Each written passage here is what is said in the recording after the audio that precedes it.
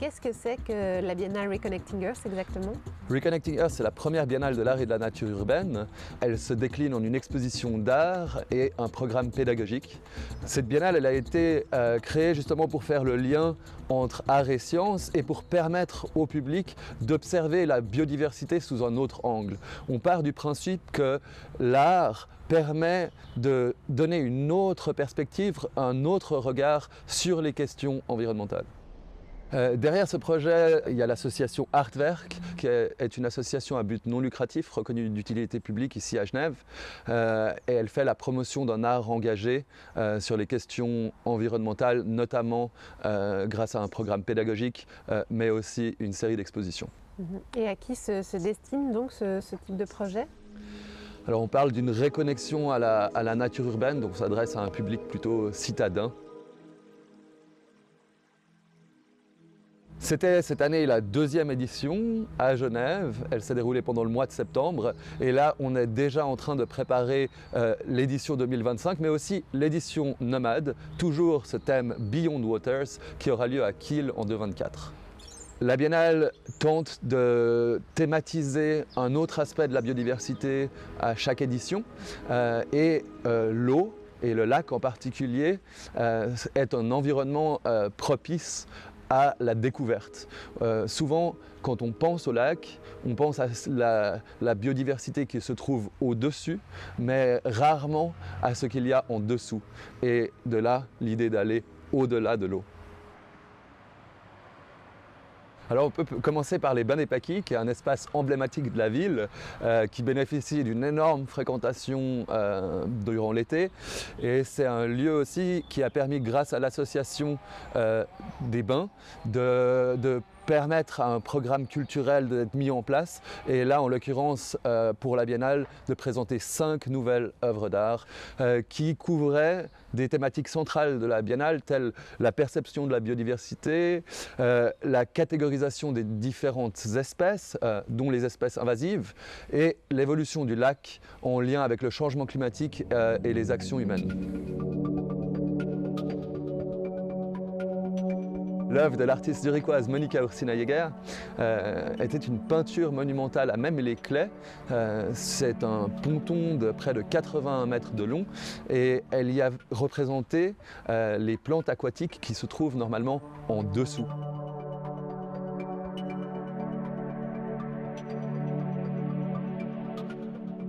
Monika Ursina-Jäger a un processus de recherche déjà bien en amont de la réalisation de son œuvre et elle s'est entretenue avec des scientifiques genevois pour découvrir les propriétés des plantes aquatiques.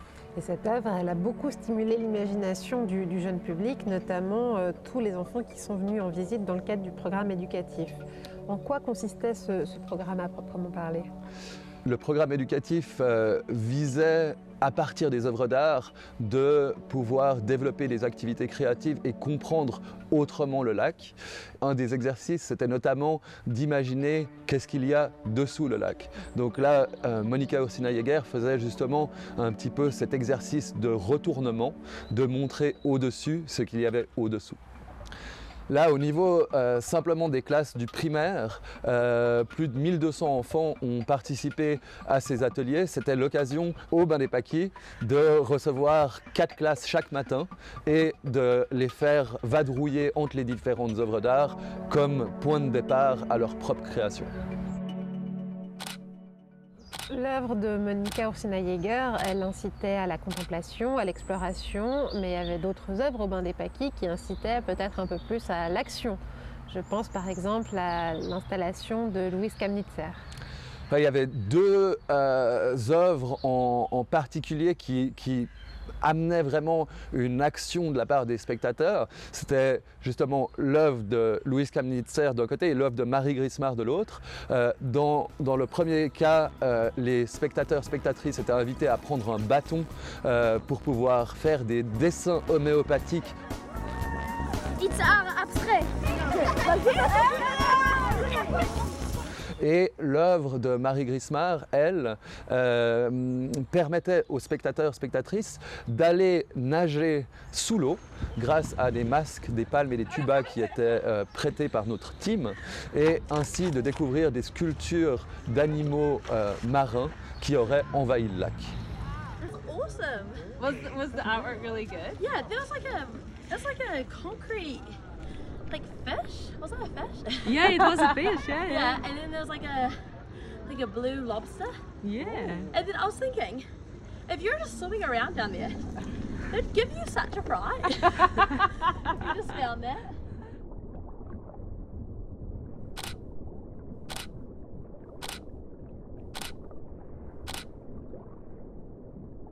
Il y avait une œuvre pas si loin que ça des Bonnet-Paquis au parc Montrepos, à peu près à 500 mètres, d'Uriel Orloff, qui a réalisé un des jardins urbains de la Biennale, où il a mis en exergue des plantes qui sont vues souvent comme des mauvaises herbes, mais qui sont en fait des plantes justement qui ont des vertus soit médicinales, soit qui pourraient être des plantes comestibles. Et là, il transforme de ce fait le regard du spectateur qui se dit, grâce à cette architecture réalisée justement pour construire ce jardin, ah, en fait, ces plantes, elles ont peut-être un autre type d'utilité. Il y a aussi des espèces animales invasives dans le lac, et l'une d'elles, c'est les moules kaga. Et Jérémy Sarbach et Florina Badel, un duo d'artistes qui vient des Grisons, ont choisi, en venant à Genève pour découvrir les lieux pour la Biennale, de s'intéresser à ces moules. Ils en ont vu partout sur la plage des Eaux Vives et ils se sont dit, mais qu'est-ce que c'est?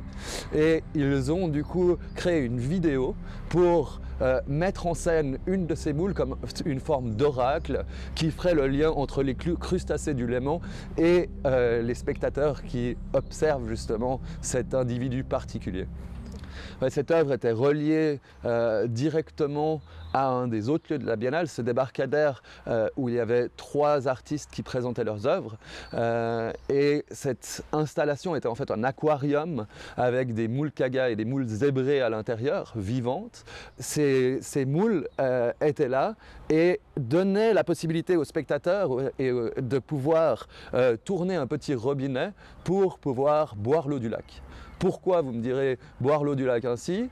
C'est justement utiliser la propriété de ces moules de filtrer l'eau pour pouvoir se dire, ah, comme ça on va pouvoir filtrer l'eau du lac et ainsi la boire. Il retourne en fait l'utilité négative entre guillemets des moules, parce qu'on leur en veut de filtrer l'eau du lac ainsi. Chaque moule peut filtrer jusqu'à 2 litres d'eau par jour. On retourne cette utilité, on dit, grâce à ces moules, on va pouvoir boire l'eau du lac. Le débarcadère montrait aussi 6 images imprimées sur toile. 3 d'entre elles étaient la création entre guillemets de Gabo Kamnitzer et Luis Alexandre Casanovas Blanco, qui ont fait une recherche sur les archives de Jean Piaget pour mettre en exergue les vertus éducatives de la voile. Donc c'était vraiment des archives qui étaient présentées directement sur le bâtiment et qui faisaient face à une autre œuvre qui était l'œuvre de Diana Lellounek, une œuvre appelée Geneva After Melting Glacier, où elle représentait le lac après l'avoir photographié lors d'une résidence à Genève et l'avoir tout simplement vidé de son eau. Elle visualisait de manière spéculative à quoi ressemblerait Genève si le lac s'était asséché. Diana Lellounek présentait une autre œuvre au Bain des Paquis qui était une sculpture sonore d'une certaine manière qu'elle avait réalisée avec Denim Stram. Ils l'avaient réalisée ensemble en 2019 quand Diana Lellounek était allée enregistrer dans 3 glaciers qui sont les affluents du Rhône la glace fondre. Et avec ces enregistrements, ils en ont créé une musique qui est à la fois méditative, je dirais, et légèrement dérangeante aussi. On se retrouve à l'écouter, à méditer sur ce son, en ayant toute l'eau autour qui est celle qui vient du Rhône, qui est celle qui vient de ces glaciers en train de fondre.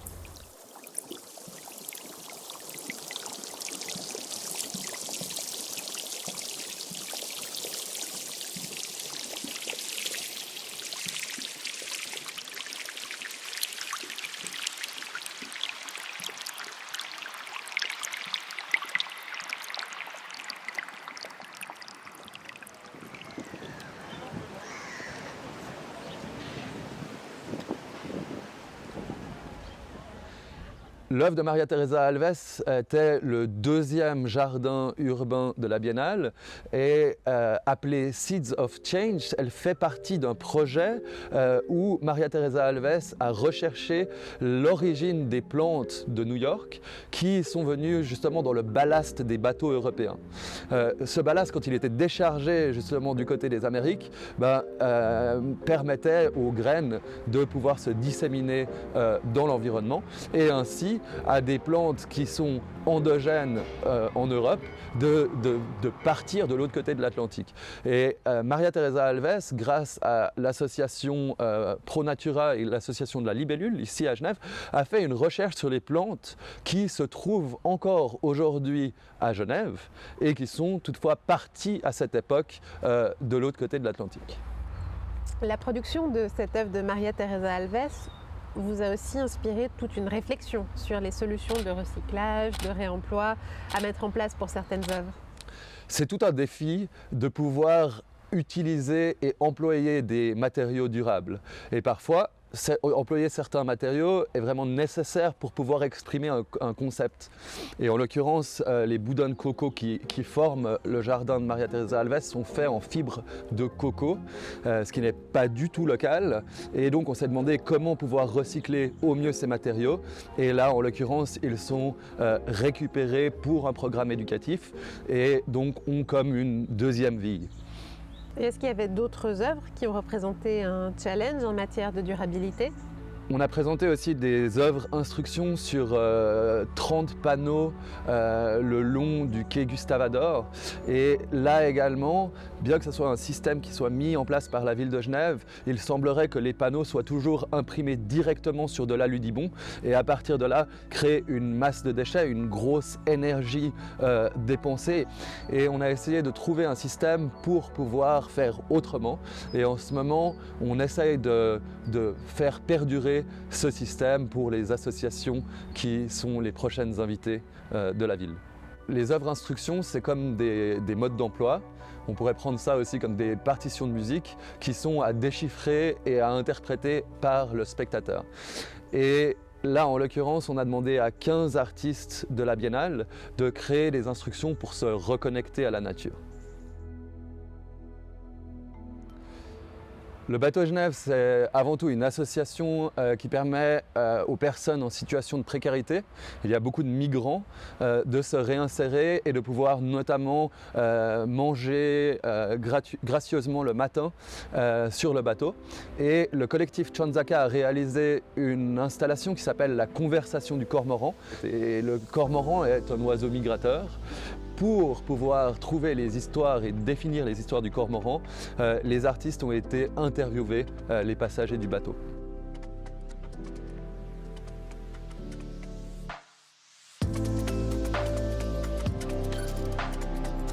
L'Association pour la sauvegarde du Léman a à la fois été conseiller scientifique et lieu d'exposition. Il y avait les œuvres de 6 artistes qui étaient présentées. Elles mettaient en avant des positionnements marquants de l'art environnemental, comme ceux de Hans Sake. Il y avait sinon Marc Dion, Pinar Yoldas avec son Ecosystem of Excess, ou le duo de nouveau Badel Sarbar qui témoignait d'une prise de conscience et d'un engagement de longue date face à la crise climatique.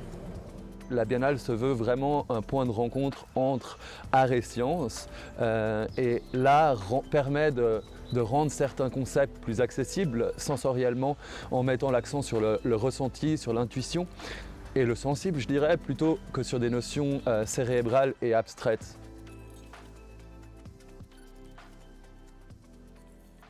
Beaucoup d'artistes ont choisi de travailler directement avec des acteurs du monde environnemental genevois et la Maison de la Pêche a un rôle particulier puisque d'un côté il y a des pêcheurs et de l'autre il y a des scientifiques et Carmen Perrin a eu la chance de travailler déjà avec la Maison de la Pêche en réalisant l'œuvre d'art public qui s'y trouve.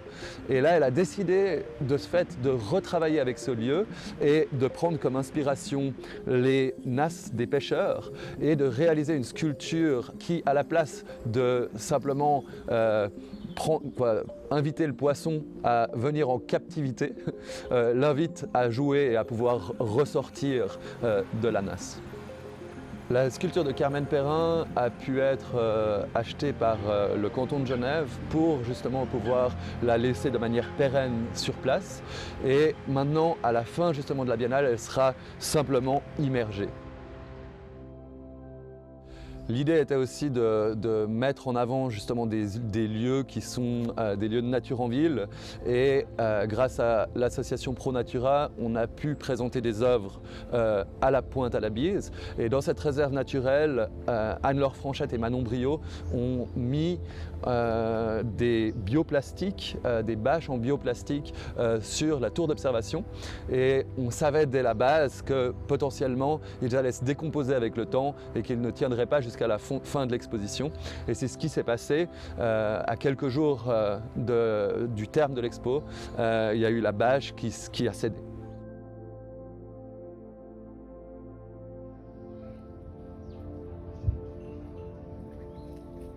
Une des volontés quand on imagine une biennale, c'est vraiment toujours de se dire ok, quel lieu on va pouvoir découvrir grâce à elle.